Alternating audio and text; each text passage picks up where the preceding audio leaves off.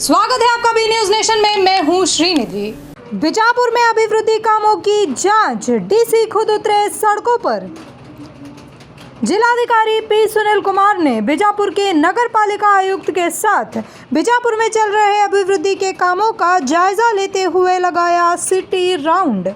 काम की प्रगति, काम का तरीका, काम की तेजी और गुणवत्ता पर भी जोर दिया डीसी ने। पानी का सप्लाई और ड्रेनेज के लिए खोदी गई सड़कों को एक हफ्ते में ही मरम्मत करके वाहन संचार को शुरू करने का आदेश संबंधित अधिकारियों को दिया जिलाधिकारी ने। साथ ही संबंधित अधिकारियों को आदेश दिया कि कोई भी नई कामगारी को शुरू करने से पहले जिला प्रशासन और नगर पालिका को सूचित जरूर करे ठेकेदार।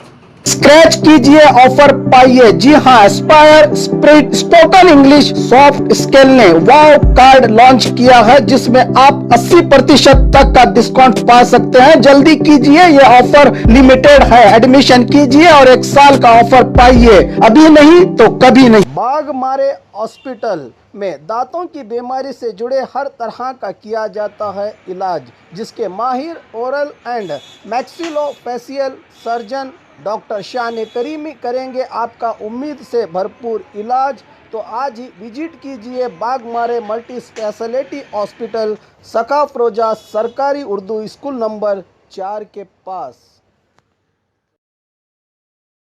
और खबरों के लिए देखते रहिए बी न्यूज नेशन।